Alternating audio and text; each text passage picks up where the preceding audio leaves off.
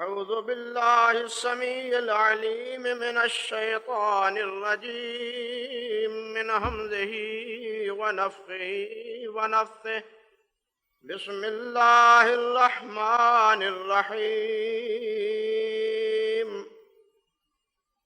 يا بني أقم الصلاة وأمر بالمعروف وانه عن المنكر واصبر على ما أصابك إن ذلك من عزم الأمور ولا تصعر خدك للناس ولا تمش في الأرض مرحا إن الله لا يحب كل مختال فخور واقصد في مشيك واغضض من صوتك إن أنكر الأصوات لصوت الحمير. وعن معاذ بن جبل رضي الله تعالى عنه قال أوصاني رسول الله صلى الله عليه وسلم وقال لا ترفع عنهم عصاك أدبا وقفهم في الله أو كما قال النبي صلى الله عليه وسلم. واجب الاحترام بزرگوں، بھائیوں، ساتھیوں اور میری قابل صد احترام ماؤں اور بہنوں،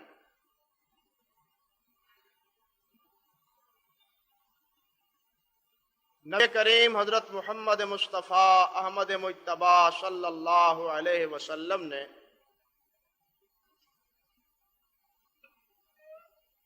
حضرت معاذ بن جبل رضی اللہ تعالی عنہ کو جو نصیحتیں اور جو وصیتیں فرمائیں،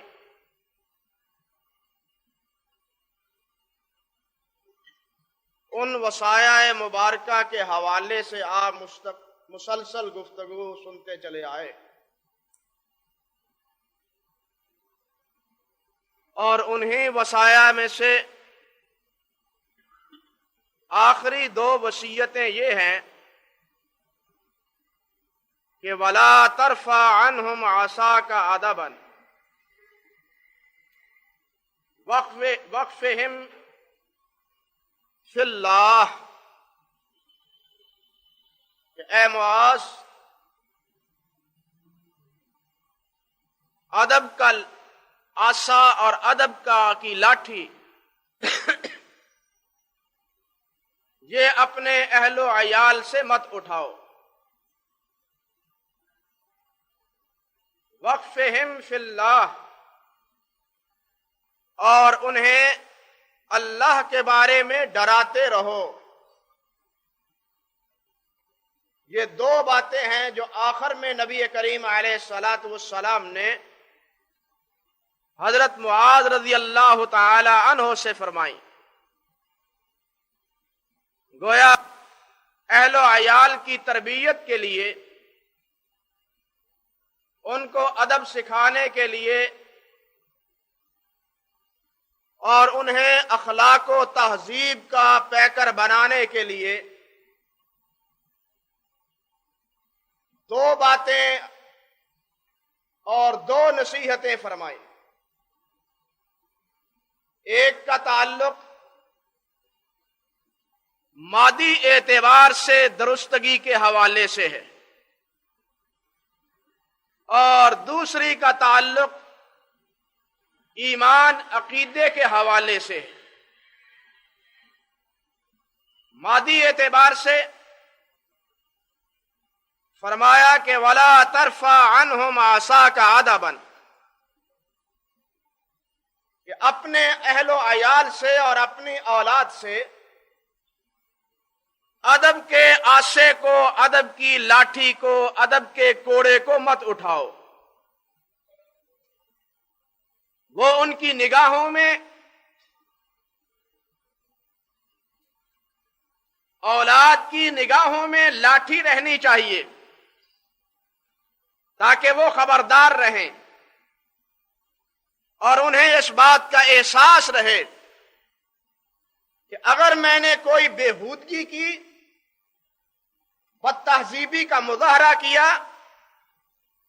اخلاق سے گری ہوئی بات کی تو مجھے اس لاٹھی سے سیدھا کر دیا جائے گا۔ وَلَا تَرْفَعْ عَنْهُمْ عَصَاكَ عَدَبًا۔ اولاد کی یہ تربیت، اہل و عیال کی اخلاقی اصلاح، یہ اسلام کا بنیادی حکم ہے۔ حدیث میں آتا ہے، نبی مکرم صلی اللہ علیہ وسلم نے فرمایا، کل مولود یولد علی الفطرہ فابواہ یحودانہ او ینصرانہ او یمجسانہ، کہ ہر پیدا ہونے والا بچہ فطرت پہ پیدا ہوتا ہے، اسلام پہ پیدا ہوتا ہے۔ ولادت کے اعتبار سے وہ کسی کے گھر پیدا ہونے والا ہو، مسلمان ہی نہیں غیر مسلم کے گھر میں بھی، وہ مسلمان پیدا ہوتا ہے، توحید پہ پیدا ہوتا ہے، فطرت اسلام پہ پیدا ہوتا ہے۔ فرمایا فَأَبَوَاهُ يُحَوِّدَانِهِ او يُنَصِّرَانِهِ او يُمَجِّسَانِهِ۔ والدین کی تربیت، والدین کی تعلیم اور والدین کے ذریعے وہ بچہ یا یہودی بنتا ہے یا عیسائی بنتا ہے یا مجوسی بن جاتا ہے۔ والدین اگر نیک ہیں، عقیدہ درست ہے، عمل صحیح ہے، تو بچے کا بھی عقیدہ، اولاد کا بھی عقیدہ اور عمل درست ہوگا، الا ماشاء اللہ۔ اکثر و بیشتر نتیجہ یہی ہے کہ اولاد کی اچھی اور نیک تربیت کی جائے تو اس کا نتیجہ اولاد کے حق میں اچھا اور بہتر نکلتا ہے۔ اگر اولاد کو آوارہ چھوڑ دیا جائے، جہاں چاہے وہ منہ مارتی پھرے اور اخلاقی قدروں کی کوئی پرواہ نہ کرے، اس کا انجام اخلاقی گراوٹ میں، اخلاقی کمزوری اور عقیدے کی کمزوری کی صورت میں ہمارے سامنے آتا ہے۔ اس لیے والدین کو چاہیے اور گھر کے سربراہ کو چاہیے کہ وہ اپنے اہل و عیال کے عقیدے اور عمل کی ہر وقت نگرانی کرے۔ امام غزالی رحمۃ اللہ علیہ احیاء العلوم میں لکھتے ہیں کہ اولاد والدین کے ہاتھوں اللہ کی امانت ہے۔ والدین کے ہاتھوں اولاد اللہ کی کیا ہے؟ امانت ہے۔ اولاد کے بارے میں چاہیے کہ والدین اس امانت کو صحیح طور پہ ادا کریں، اس کی حفاظت اور اس کی نگرانی کریں۔ اگر انہیں اچھے اخلاق اور اچھی تعلیم سے آراستہ کریں گے تو وہ اولاد دنیا اور آخرت میں والدین کی نیک نامی کا باعث بنے گی۔ اگر دنیا میں اچھی تعلیم نہیں بلکہ بری تعلیم اور بری تربیت کی طرف مائل کریں گے تو وہ اولاد والدین کے لیے اپنا ہی وہ بیڑا غرق نہیں کرے گی، والدین کی بدنامی کا بھی دنیا اور آخرت میں سبب بنے گی۔ اس لیے والدین کو چاہیے کہ وہ اپنی اولاد کی اچھی طرح تربیت کرے۔ یہ تربیت اولاد آپ اس کا اندازہ کیجئے کہ عرب میں یہ باقاعدہ رجحان تھا اور یہ باقاعدہ اصول اور طریقہ تھا کہ اولاد کو تعلیم اور ادب سکھانے کے لیے اساتذہ کے حوالے کیا جاتا، صرف تعلیم دینے کے لیے نہیں بلکہ ادب و احترام اور اخلاق و کردار کی بلندی اور اخلاقی و تہذیبی اقدار کو روشن کرنے کے لیے، نمایاں کرنے کے لیے اساتذہ کے سپرد کیا جاتا۔ عبد الملک بن مروان بنو امیہ کے معروف خلیفہ ہیں. انہوں نے اپنی اولاد کو استاد کے سپرد کرتے ہوئے جو بات کہی، تاریخ کے اوراق میں وہ وصیت اور وہ حکم نامہ اور وہ اپیل جو والد سے کہی تھی اپنی اولاد کے بارے میں، وہ محفوظ. انہیں کہا علمہم الصدق کما تعلمہم القرآن. استاد جی، میری اولاد کو جو تمہاری تربیت میں آ رہی ہے، انہیں صدق، سچائی ہر مرحلے میں، ہر معاملے میں، ہر کام میں، ہر فعل میں. علمہم الصدق، کہ بیٹا ہمیشہ سچ بولنا ہے، ہمیشہ سچائی کا علم بردار بننا ہے، ہمیشہ سچائی کو اختیار کرنا ہے. علمہم الصدق، انہیں سچائی اور سچ بولنا اور سچ پہ رہنا، اس کی تعلیم دیجئے. کما نعلمہم القرآن، جس طرح ہم اپنے بچوں کو قرآن کی تعلیم دیتے ہیں. قرآن کی تعلیم 5 سال کا بچہ، 4 سال کا بچہ ہو جاتا تو سب سے پہلے قرآن مجید کی تعلیم انہیں دی جاتی. قرآن پاک کی تعلیم کے بعد پھر دوسرے علوم ان سے شناسائی اور ان سے واقفیت پائی جاتی. کہتے ہیں کہ جس طرح قرآن کی تعلیم دی جاتی ہے، بالکل اسی طرح اوائل ہی میں اولاد کو سچائی اختیار کرنے کی تم نے تلقین کرنا ہے. وَحْمِلْهُمْ عَلَى الْأَخْلَاقِ الْجَمِيلَةِ، اچھے اچھے اخلاق، اچھا کردار، پاکیزہ سیرت اور پاکیزہ عمل، اس کو اختیار کرنے کی تعلیم دینی ہے. وَجَالِسٌ بِهِمْ أَشْرَافَ الرِّجَالِ وَأَهْلِ الْعِلْمِ، اور انہیں کہاں بٹھانا ہے، کہاں بیٹھنے کی تلقین کرنی ہے. کہنا بچوں، میرے بیٹوں، میرے شاگردوں، کہ تم اشراف جو اچھے لوگ ہیں، باکردار لوگ ہیں، اہل علم ہیں، ان کی صحبت اختیار کرنی ہے. وَجَنِّبْهُمُ السَّفْقَ، جو احمق ہیں، بے وقوف ہیں، ان کی مجلس سے تم نے اجتناب کرنا ہے. اچھی صحبت اختیار کریں، بری صحبت سے تم بچو. یعنی انسان پہچانا اپنے مصاحبوں سے، اپنے ساتھیوں اور اپنے دوستوں سے پہچانا جاتا ہے. اسی لیے کہتے ہیں لا تسل عن المرء وسل قرینہ، لا تسل عن المرء وسل قرینہ.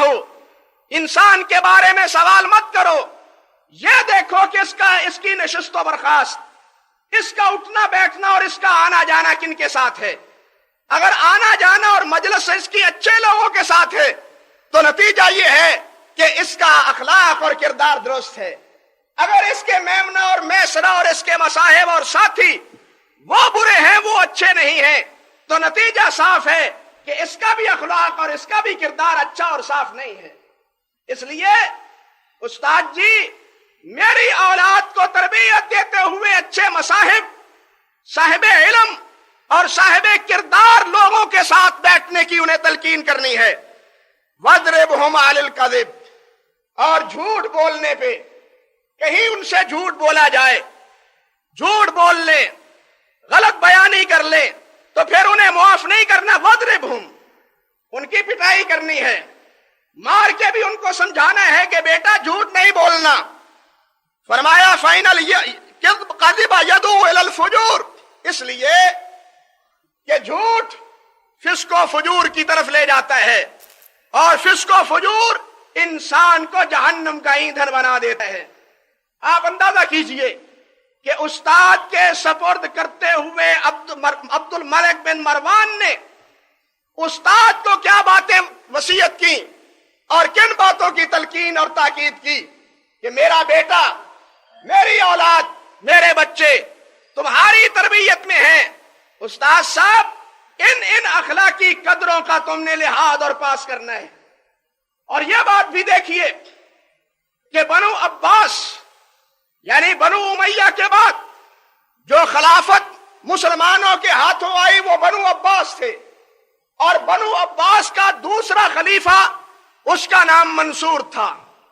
منصور اور اس کے پہلے ان کے بابا نے جب بنو امیہ کو پکڑ پکڑ کے قید کر دیا، قیدی بنا دیا، ان کے اشراف کو اور ان کے بڑے لوگوں کو، تو ایک وقت منصور نے قید میں محبوس اور قید میں زندگی گزارنے والے بنو امیہ کے افراد اور اشراف بڑے لوگ ان سے کہلا بھیجا کہ ما اشد ما مر بکم فی ھذا الحبس، ما اشد ما مر بکم فی ھذا الحبس، مجھے یہ بتلاؤ کہ اس قید کے نتیجے میں تم پہ کیا گزر رہی ہے، کیا چیز سب سے گراں، سب سے مشکل اور تمہارے لیے ناگوار چیز قید ہونے کے حوالے سے کہ ہم قیدی بن گئے؟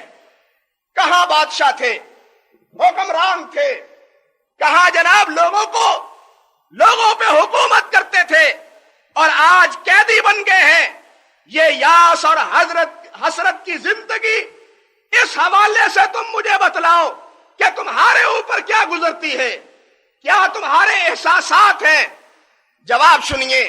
فقالوا ما فقدنا من تربیت اولادنا، سب سے جو بات ہمارے اوپر گراں گزرتی ہے، ہمیں جو چیز مشکل نظر آتی ہے وہ یہ، ہمیں ہماری حکومت کے چھن جانے کا اس قدر افسوس نہیں، قید میں زندگی گزارنے کی اس قدر پرواہ نہیں، جتنا افسوس اور جتنی فکر مندی اس حوالے سے ہے کہ ہم اپنی اولاد کی تربیت سے محروم ہو گئے ہیں. اب ہم اپنی اولاد کی تربیت جیل میں رہ کے نہیں کر پاتے. یہ فکر اور یہ چیز ہمیں کھائے جا رہا ہے کہ ہماری اولاد کی تربیت کون کرے گا، ہمارے اولاد کے اخلاق کون سنوارے گا.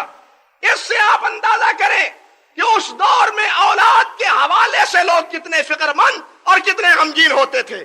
لیکن آج ہم اتنے ہی اولاد کے بارے میں بے فکرے، اولاد کے بارے میں بے پرواہ، اہل و عیال کے بارے میں بالکل آزاد. کوئی ہمیں ان کی تربیت، ان کی تعلیم اور ان کے اخلاق کے حوالے سے کوئی ہمیں پرواہ نہیں، الا ماشاء اللہ. اللہ کے اولاد کی تربیت دین اور اسلام کا بنیادی مسئلہ ہے. اللہ احکم الحاکمین نے فرمایا ہے، ایمان والو قوا انفسکم واہلیکم نارا، ایمان والو اپنے آپ کو اور اپنے اہل و عیال کو جہنم کی آگ سے بچاؤ. قوا انفسکم واہلیکم نارا، اپنے آپ کو اور اپنی اولاد کو، خود آپ ہی نہیں، آپ ہی نیک نہ بنو، آپ ہی نمازی نہ بنو، آپ ہی صدق و صفائی کے علمبردار نہ بنو، بلکہ اپنی اولاد کو بھی سچائی پہ آمادہ کرو، انہیں بھی نمازی بناؤ، انہیں بھی اسلام کا پابند رہنے کی تلقین کرو. حضرت علی فرماتے ہیں رضی اللہ تعالی عنہ، مراد اس سے کیا ہے؟ ادبوہم وعلموہم، کہ اولاد کی تربیت کرو، انہیں ادب سکھلاؤ اور انہیں اسلام کی تعلیم دو. حضرت عمر فاروق فرماتے ہیں تنہونہم عما نہاکم اللہ عنہ وتأمرونہم بما امرکم اللہ، کہ اس سے مراد یہ ہے کہ اپنی اولاد کو ان چیزوں کے کرنے کا حکم دو جن کے کرنے کا اللہ نے حکم دیا ہے، اللہ کے رسول نے حکم دیا ہے. اپنی اولاد کو ان کاموں سے روکو جن کاموں سے اللہ اور اللہ کے رسول نے رک جانے کا حکم دیا ہے. یہ ہے مطلب کہ یا ایھا الذین آمنوا قوا انفسکم واہلیکم نارا، کہ اپنے آپ کو اور اپنے اہل و عیال کو جہنم سے اور آگ سے بچاؤ. اللہ اکبر. اللہ احکم الحاکمین اپنے نبی علیہ السلام کے بارے میں فرماتے ہیں وَأْمُرْ أَهْلَكَ بِالصَّلَاةِ، وَأْمُرْ أَهْلَكَ بِالصَّلَاةِ، کہ اے میرے نبی اپنے اہل و عیال کو نماز کی تلقین کرو. حضرت اسماعیل کے حوالے سے اللہ نے فرمایا وَاذْكُرْ فِي الْكِتَابِ اسماعیل إِنَّهُ كَانَ صَادِقَ الْوَعْدِ وَكَانَ رَسُولًا نَبِيًّا، وَكَانَ يَأْمُرُ أَهْلَهُ بِالصَّلَاةِ وَالزَّكَاةِ کہ کتاب میں اسماعیل کا ذکر کیجئے. یہ اسماعیل کون تھے؟ یہ سچے نبی تھے، وعدے کے سچے، وعدے کے پکے تھے. وَكَانَ يَأْمُرُ أَهْلَهُ بِالصَّلَاةِ وَالزَّكَاةِ یہ اپنی اولاد کو اور اپنے اہل و عیال کو حکم دے تھے کہ نمازی بنو. یعنی خود ہی نمازی نہیں تھے بلکہ اولاد کو بھی اس کی تلقین اور اس کی تاکید کرتے.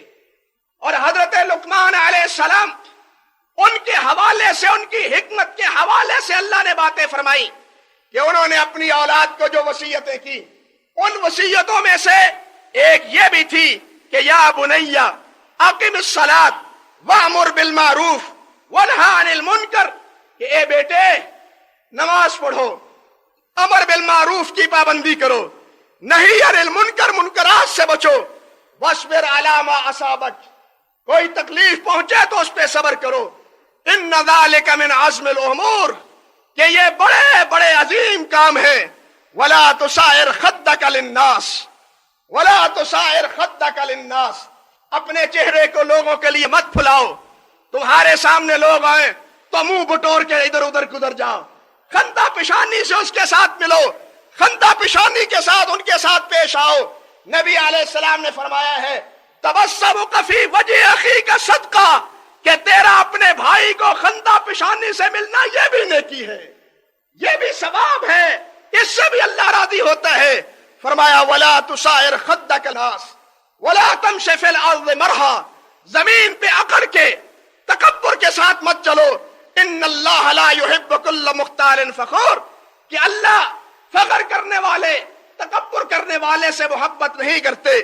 وقصد فی مشیک واغضض من صوتک اپنے چلنے میں بھی میانہ روی، صحیح طریقہ اختیار کرو، مومنانہ اور شریفانہ چال.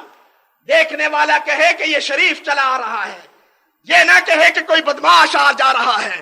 فرمایا وقصد فی مشیک واغضض من صوتک اپنی آواز کو ہلکا رکھو، بلند آواز سے مت بولو.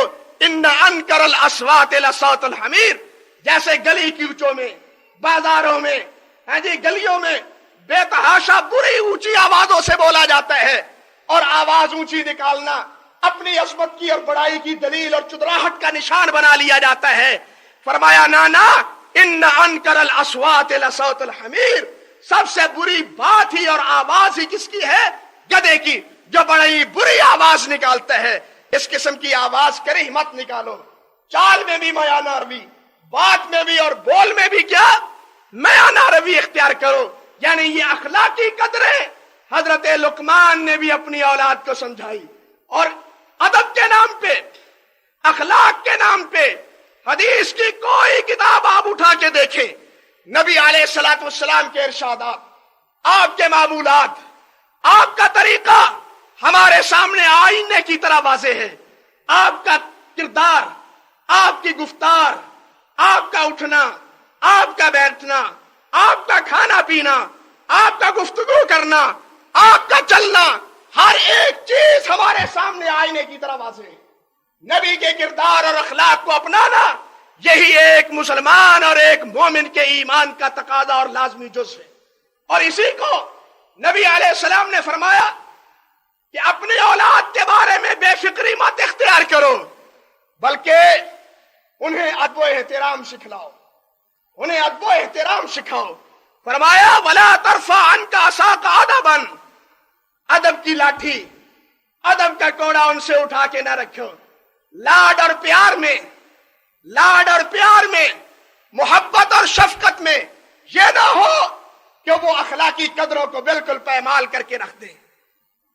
اگر ایسی کیفیت بنے تو پھر لاٹھی سے انہیں درست کرنے سے بھی تم گریز نہ کرو. پہلے تو زبانی سمجھاؤ، اگر زبانی نہیں سمجھتا تو لاٹھی سے اس کی مرمت کرنے سے بھی اجتناب مت کرو. امام بخاری رحمت اللہ علیہ نے ادب المفرد میں حضرت عبداللہ ابن عباس رضی اللہ تعالی عنہ ان سے یہ روایت نقل کی ہے کہ نبی علیہ السلام نے فرمایا امر بتعلیق الصوت فی البیت. نبی علیہ السلام نے کہا کہ اپنی لاٹھی کو اپنے گھر میں لٹکائے رکھو، اولاد دیکھتی رہے بابا جی کا کھونڈا بڑا ہے، بابا جی کی لاٹھی پڑی ہے، اگر کوئی نالائکی کی تو بابا جی اس سے ٹھکائی کریں گے۔ یعنی اولاد کو اس بات کا خوف رہنا چاہیے، پیار اور محبت میں اس کو بگاڑ نہ دو، بلکہ ادب و احترام کا یہ تقاضا اگر ضرورت پیش آئے تو اس سے بھی گریز نہ کرو۔ عبداللہ ابن عباس ہی سے طبرانی کی روایت ہے، فرمایا علقوا الصوت حیث یراہ، وہاں اپنی لاٹھی لٹکاؤ جہاں اولاد اس لاٹھی کو دیکھ بھی پائے، اس کی نگاہوں میں رہے۔ فرمایا فإنہ ادب لہم، کہ یہ لاٹھی کا لٹکانا ان کے لیے ادب و احترام کے سبق کا ذریعہ اور باعث ہے۔ اسی طرح اور حدیث میں بھی مصنف عبد الرزاق میں ہے کہ علموا اولادکم واہلیکم الخیر وادبوہم، کہ اپنے اہل و عیال کو، اپنی اولاد کو بھلائی کے معاملات، اچھی باتوں کی تعلیم اور اچھی باتوں کی تربیت سے آشنا کرو۔ بھائیو، یہ ہمارا دینی فریضہ ہے، یہ ہمارا دینی اہم ترین فریضہ ہے کہ ہم اولاد کی تربیت کریں، انہیں تعلیم دیں، اچھے سکولوں میں تعلیم دینے کے لیے بھیجیں، ان سکولوں میں جہاں بااخلاق اور باکردار اساتذہ تعلیم دینے والے ہوں، جہاں اخلاق باخت کی، جہاں دین سے بیزاری، جہاں دین سے آوارگی، بے حیائی کی تعلیم ہو، ان اداروں سے اپنی اولاد کو بچانے کی کوشش کریں۔ لیکن وائے افسوس، وائے افسوس، اور فلیبکی علی الاسلام من کان باقیا، آج پاکستان کی قسمت پہ اگر کسی نے رونا ہے تو پاکستان کی قسمت پہ روئے، اسلام اور پاکستان کی قسمت پہ روئے۔ اخلاقی تعلیم کا جو دیوالیہ ہمارے سکولوں میں نکالا جا رہا ہے، بے حیائی کی تعلیم جو ہمارے پاس سکولوں میں دی جا رہی ہے، اور سکولوں کو ایک پورے ادارے آغا خان یونیورسٹی کی تعلیم و تربیت کے حوالے سے ان کے سپرد کیا جا رہا ہے، یہ ملک میں ایک نہایت خطرناک کھیل ہے جو ہمارے ارباب بست و کشاد کھیلنا چاہتے ہیں اور کھیل رہے ہیں۔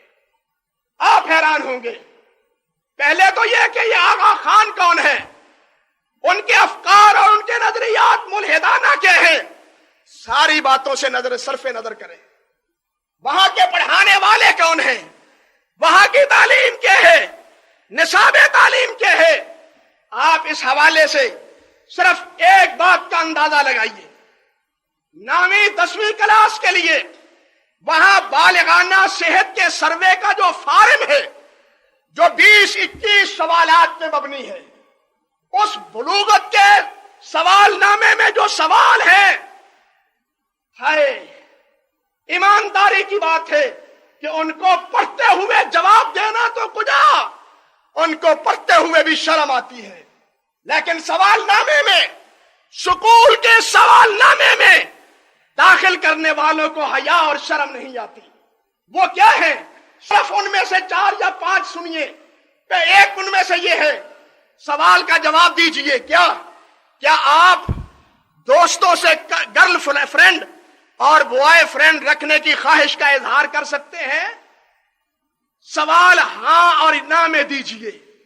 تمہیں یہ پسند ہے کہ ہم اپنا نوجوان ساتھی اس کو اپنا دوست بنا لیں، اچھی خوبصورت لڑکی کو اپنا دوست بنا لیں؟ تمہارا مزاج کیا کہتا ہے؟ ہاں اور نہ میں اس کا جواب دیجئے۔ ایک سوال ہے، کیا آپ نے کبھی جنسی تعلقات استوار کیے ہیں؟ ہاں اور نہ میں اس کا جواب دیجئے۔ ایک سوال ہے، اگر ہاں یعنی جنسی تعلقات استوار کیے ہیں تو پہلی بار جنسی تعلقات استوار کرتے ہوئے آپ کی عمر کتنی تھی؟ 14 سال تھی یا اس سے کم تھی؟ 15 سال تھی، 16 سال تھی، 17 سال تھی یا 18 سال تھی؟ یہ بھی ایک سوال ہے۔ ایک سوال انہی میں یہ ہے، آپ جن جوابات کو درست سمجھتے ہیں، نیچے جواب لکھے ہوئے ہیں، جن جوابات کو آپ درست سمجھتے ہیں ان پہ نشان لگا دیجئے کہ ان ہمارے سوالات میں سے تمہارے نزدیک درست سوال کیا ہے۔ وہ سوال کیا ہے؟ پہلا سوال، میرے دوست جی بھر کے تمام قسم کی جنسی تعلقات میں حصہ لیتے ہیں۔ نمبر 2، میں وہ کرنا چاہتا ہوں جو میرے دوست کرتے ہیں۔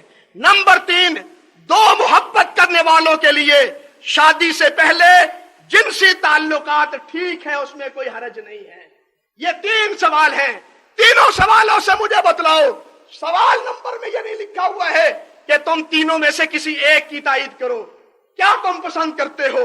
اندازہ کیجئے کہ یہ 9ویں اور 10ویں کے لیے صحت کے سروے کا ایک سوال نامہ ہے، اور اسی سے آپ اندازہ کر لیجئے کہ وہاں یعنی یہ سوال کوئی استاد اپنی زبان پہ لاتا ہوا بھی حیا اور شرم محسوس کرتے ہیں، لیکن آج پاکستان کے پورے تعلیمی نظام کو جس یونیورسٹی کے تحت کیے جانے کی سازش کی جا رہی ہے، وہاں کے سوال نامے سے آپ اس یونیورسٹی کا رخ اور ہوا معلوم کر سکتے ہیں۔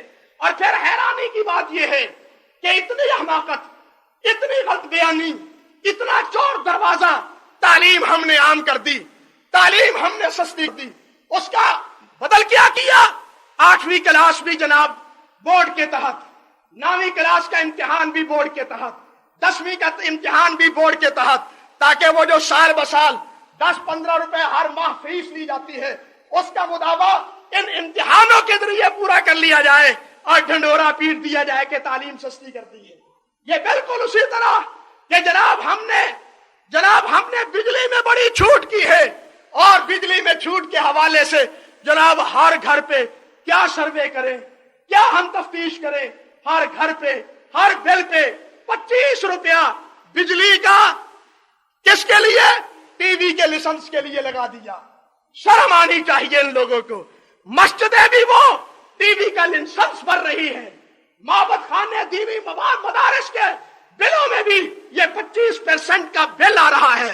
جو گھر اس معصیت اور گناہ سے بچے ہوئے ہیں وہ بھی ناکردہ طور پہ یہ بل ادا کر رہے ہیں۔ یہ ہماری عوامی اور جمہوری حکومت ہے جو کہتی ہے کہ ہم عوام کے ساتھ بھلائی اور بہتری کر رہے ہیں۔ اور دیکھیے یہاں یہ بھی دیکھیے کہ تمہارے عام یونیورسٹی کے بورڈ کا خرچ، سرکاری تعلیمی بورڈ کا وہ 300 روپیہ ہے، میٹرک کا 900 روپیہ ہے، لیکن آغا خان یونیورسٹی کا اس کی امتحانی رجسٹریشن فیس وہ 3800 روپے ہے، اور امتحان میں پھر آگے بیٹھنے کے لیے مزید 4000 روپے ہے۔ گویا کہنا چاہیے 8000 روپیہ دے کے آغا خان کی یونیورسٹی میں امتحان دینے کے قابل کوئی بچہ بنتا ہے؟ بتلائیے، یہ طالب علم، غریب طالب علم کو تعلیم سے محروم کرنے کی، تعلیم سے ادھورا رکھنے کی نادانستہ سازش نہیں تو اور کیا ہے؟ پھر جس حوالے سے اور جو تعلیم وہاں دی جا رہی ہے اس کی ایک جھلک میں نے آپ کے سامنے رکھی۔ اللہ کے بندو، حکم تو یہ تھا کہ اپنی اولاد کو تعلیم تربیت کا گہوارہ بناؤ اور ان تعلیمی اداروں سے وابستہ رکھو جو دین و اخلاق اور کردار کے محض اور مرکز ہوں۔ لیکن آج ہماری یہ تعلیم گاہیں وہ بے حیائی، وہ فحاشی، وہ جناب دہشت گردی اور وہ جناب بے حیائی کی تعلیم کی اماجگاہ بنی ہوئی ہے۔ فَإِنَّا لِلَّهِ وَإِنَّا إِلَيْهِ راجعون۔ اور رہی دوسری بات، فرمایا وَقْفِهِمْ فِي اللَّهِ، معاذ ان کو اللہ سے ڈراتے رہو کہ یہی اللہ کر، یہی اللہ کا خوف ساری برائیوں سے روکنے کا ایک واحد اور سب سے بڑا سبب ہے۔ صرف لاٹھی کچھ نہیں کر سکتی، قانون کچھ نہیں کر سکتا، جب تک اللہ کا ڈر اور اللہ کا خوف انسان کے دل میں موجود نہ ہو۔ اس حوالے سے بڑی باتیں ہیں، صرف ایک واقعہ، ایک بات، حضرت عبداللہ ابن عمر رضی اللہ تعالی عنہ مدینہ طیبہ کے مضافات میں چل نکلے۔ وہاں کیا دیکھتے ہیں کہ ایک غلام بکریاں چرا رہا ہے۔